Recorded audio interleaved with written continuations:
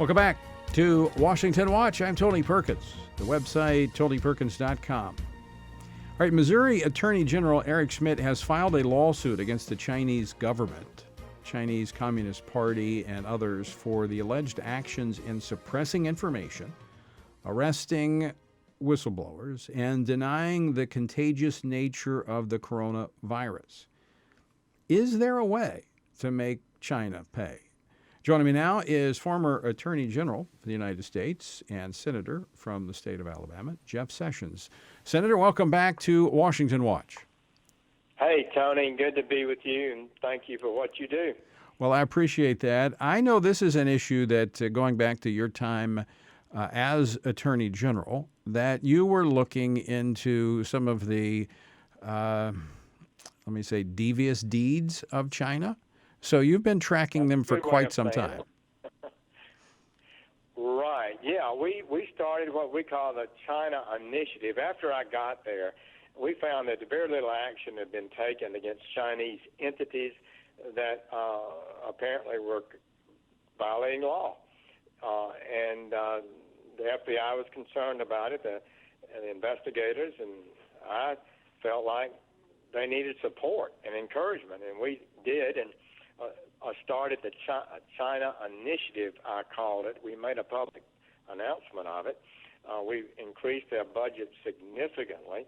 I think it was NPR that said there were no real cases pending against China in the United States in the last 4 years of the Obama administration.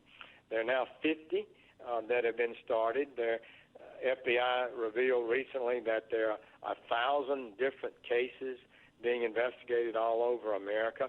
These are often entities, hackers, businesses, often quasi-state businesses, or really totally government enterprises, the Chinese Communist Party enterprises that have been violating the law. And so there's a lot of, and my view fundamentally is that we need to say this is over. And the pandemic and the way they've handled the discovery and revealing the truth about the virus is a Sputnik moment. It's a moment when everybody in America, like when we saw the Russians moving forward with the satellites for the first time, we had to wake up. So it's time for us to wake up, understand the nature of this regime, and start slamming the door on what they're doing, stand up to them, and no more allow them to take advantage of the United States. So, Senator, knowing what you know about China and knowing what you know, based upon press reports, based upon the information, the evidence that has emerged over the coronavirus, is this willful negligence, or was China up to something even more devious here? Well, I'm not prepared to answer that question completely. I would just say it this way. There's no doubt in my mind that China lied.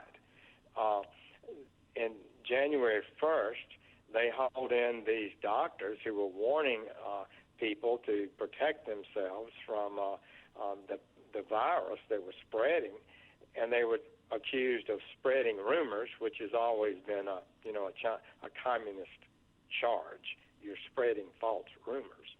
And they even detained them, put them in jail, made them recant what they had said, and that was January 1st.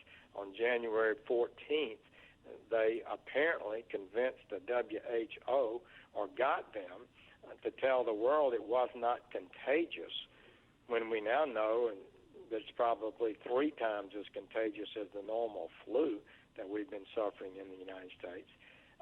And so this delay in telling the world the danger is one of the greatest errors in medical history. The Southampton study in England said that if they told the world 3 weeks sooner, 95% of the infections would not have occurred. Right. And they had that much time. And they had that time. They knew that. They had that time. Yeah, they knew that. So I really think this is a moment that we cannot let them wiggle off the hook. We're not going to let them lie. Tony, my experience is that when you talk to China and catch them red-handed in something they deny, You mention it again, they deny it. You mention it again, they deny it and attack you. They've now claimed that we spread the virus. Right. You know, our military did. And then finally, the world gets tired and goes away.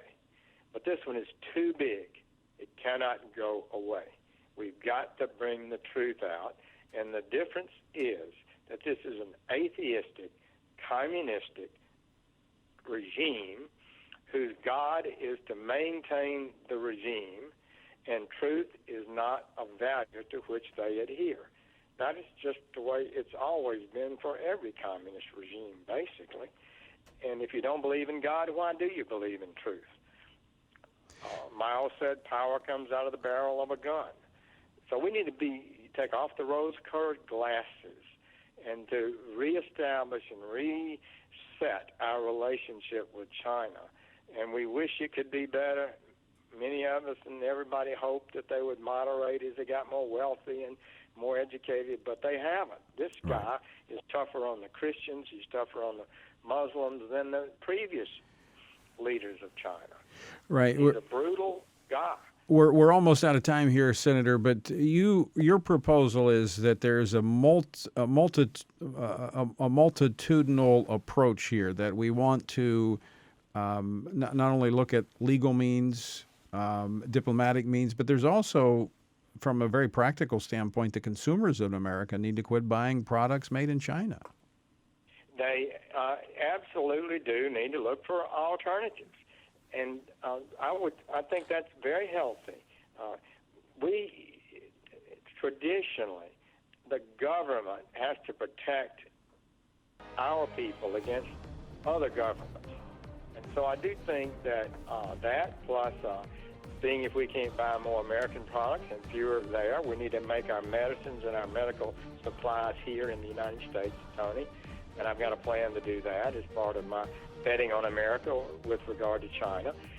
There are a lot of things that we can do. I want to take too much of your time, but I really believe it's a historic moment for us to reevaluate and look with clarity at the nature of this regime that's become the second greatest economy in the world.